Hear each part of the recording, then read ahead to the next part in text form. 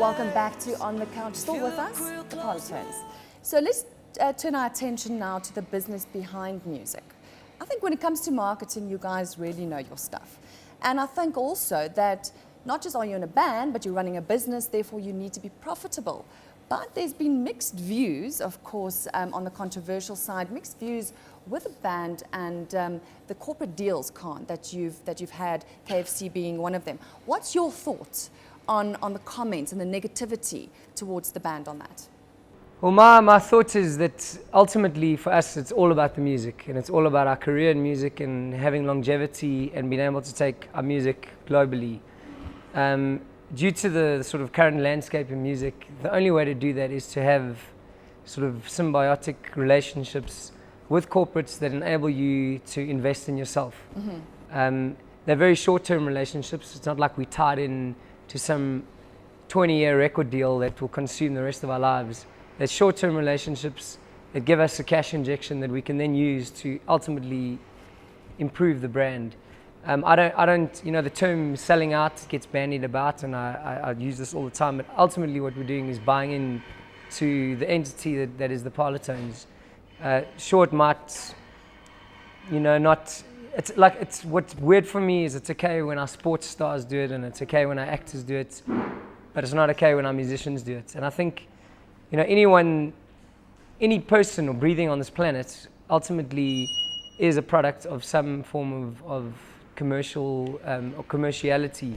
You buy a car from a corporate, you work for a corporate, you pay taxes, and which ultimately go towards funding a society. Right.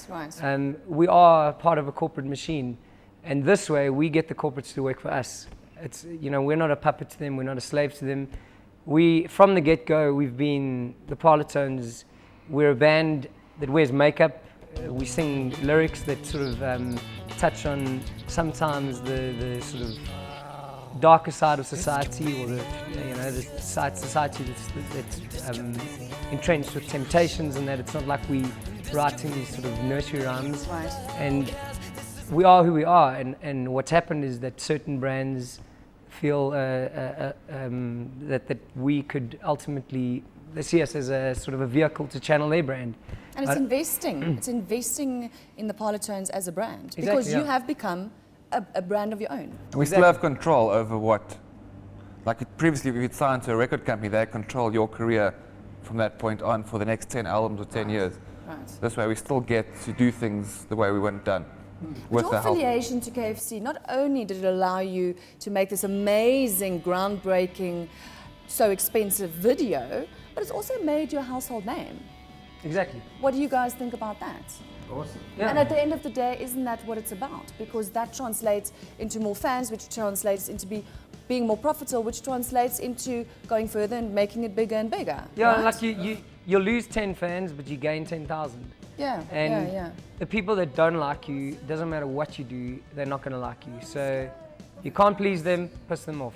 Because also there's fans who've said, we love your music, we don't like what you did with that company or this company, but we're still your fans. You know, so it's not like it alienates every single person, every little move you make. I think some people can see past. I don't see what's wrong with it. If that thing is making your favorite band go further and further, what is the problem? It's a positive rather than negative. Exactly, yeah. Well, let's talk about the wine, because I find it very interesting. I don't know who'd like to take this, maybe one of the other guys. Yes, yeah, sorry. Maybe one of the other guys, because what's interesting about your wine range is that it's called Giant Mistake, it's called Push Me to the Floor, we call this dancing. So is this the effect that you want the wine to have on you and you? That's the first thing I thought of. I thought, what? Why the names? Why did you pair up those particular names to the wine? I think they were kind of catchy in a way. Like if you see this wine called Giant Mistake, you'd immediately associate it. It's already started from the older Meester vineyard, vintage 1892 or something, or whatever, I'm just saying. Yeah, Chateau de Plume or something. It's recognizable, yeah, right? Yeah, and also fans obviously immediately go out and buy it just because of the connection. And do you think it's a giant mistake the next morning Yes. when you've had the one? But you can't always worry about what's going to happen the next morning. Not really, because you don't. But it's a talking point. Look, we're talking about it. Say It's again, not Neil. really a giant mistake because it does give you a good party. Yeah, If you can remember it. If you can remember It should, it. you should be drunken in a specific order. We call this dancing. That's when you're like rah rah rah. Okay. Push me to the floor. That's when Okay. you That know. time of the evening. Yeah, and then maybe you wake up the next morning going, that was a giant mistake. Oh, awesome story. Awesome story. Okay, so another point of controversy, and of course you guys can never be immune to controversy being in the spotlight. I'm going to talk to you about the World Cup and the German campaign. Con, maybe you want to take this one, where South African fans were kind of seeing that you're aligning yourself with the German team, rivals, and the whole World Cup was actually hosted in your country. What are your thoughts on that? Yeah, well, basically what happened is the song, just to sort of correct it, it wasn't written for the German team. It was written for a television network, very much like SABC or Mnet in South Africa. It was a channel called ARD. It's probably the biggest broadcaster in Germany, and it was their theme song that they would be playing throughout the course or the duration of the World Cup, before and after games and blah blah blah. They then asked us to play it in a stadium before Germany played their last game, and they obviously captured footage of us playing. I did wear German Supergas, sort of done out in the German flag, much like an English artist or an American artist will come out here and wear either Bafana shirts or Springbok shirts. Really just to sort of show gratitude, not to say that this is my allegiance or this is who I'm supporting. People obviously saw this footage, and suddenly we were aligning ourselves with the German side. But on a sort of aside from that, I think what people didn't see is the gazillions of interviews we did in Germany. Us being sort of overly patriotic, talking about how delighted we were to be a part of this World Cup. And obviously, every interview they're like, we know you're supporting Bafana, but who else might you support? And for me, I don't think, I am very proud of my country and I do support my country, but I don't think when it comes to sport, you have to be that exclusive. I mean, if I love many soccer players, I love many soccer teams and soccer styles, and on any given day, I can support Spain versus Argentina. It's just, I love the game. But I think that's the downside to being in the limelight all the time. Everything you're going to say, everything you're going to do is going to be under Everything gets scrutiny. analysed. People never Analysed. find out the whole story.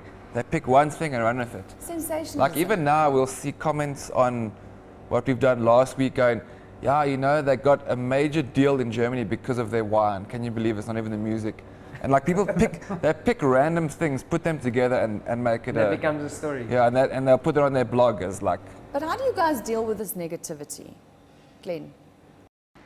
I think we've learned to deal with it properly. It used to really bug us, like when it first really started to come out. Because you're sensitive to it, and it's a new thing. Yeah, it's sensitive because it's what we do. It's our baby, and people are criticizing it. Obviously, your first reaction is going to be anger. But I mean, now that we've been attacked from so many sides about everything, you kind of just got to learn to respond in the right way and then let it go. And have a thick skin. Yeah, You can't that's take one what thing you everyone need. says. There are a lot of dead bloggers and journalists out there. But By the way. people attack you personally. It becomes this vicious personal thing. It's actually. And then it's not actually worth getting involved. Like is it? we would often go and write, like say this guy puts up this blog saying whatever. We'd go and write to this guy and have this big response and try to explain ourselves. But it's not worth it because that oak and the people who read this thing, they don't like you, they don't like your music. It doesn't matter what you do, it's not going to change their mind. So it's actually better to not respond than that attention they're looking for, they don't get. The thing is, the way we see it is, why spend an entire day on something negative? So on both directions. Obviously, this blogger or this journalist, they dislike us immensely, but they'll spend a whole day writing about And how the much they energy. dislike us. Why put that energy into something negative? In the same way, we're not going to go and put our energy into trying to combat that negativity when we have many fans that like us. I was going to say, and your fans are your it fans. doesn't, like our fans have got probably thicker skin than us because nothing affects them. None of the negative press. They're for us, and they will always be, no matter what comes out. Let's look at something very positive, and the band, the Parlotones, giving back to society. And you're very outspoken about being green and sustainability and all of that, and you're involved in a few projects. Would you like to give us just a glimpse very shortly about the projects and the charities that you're involved? Yeah, I think at the moment the biggest one that we're involved with is the Carbon Free project. We all are very aware of the situation that the planet is in, and I think for the first time there's a real initiative that's been run correctly within South Africa that allows the average man on the street to get involved by purchasing a tree that they can see grow in a specific area that was once very lush and indigenous and has now become very barren in the Eastern Cape. And really what this project is trying to do is try and rejuvenate once very lush areas that are now barren and rejuvenate them into lush areas, and at the same time create employment in those communities, because there is a lot of poverty and a lot of unemployment in those communities, and this whole project gives back there. I'm keeping it brief, but there are many other things that we're involved in, and It's good to give back, right? Yes. It's good to share your success and give back. Neil? Yeah. Yeah. Very lastly, wonderful news, 3D Rock, what do you call it? 3D Rock Theatre. yes. That you've just recently announced. It's a world first. Who wants to talk about this? Paul. Yes. Yeah, I think it's going to be, I'm surprised to hear it, but we are the first band to do a 3D live broadcast. And also like Dani and Eben were saying, just a live 3D concert probably would get a bit boring halfway through.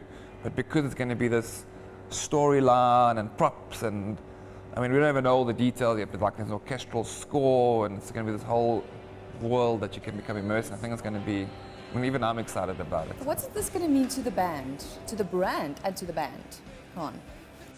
Yeah, I don't know. I can't really look into the future. I certainly think in the eyes of the South African public, it will show them that we're not afraid to take bold steps. We already did that with the Dome, but this is the next bold step.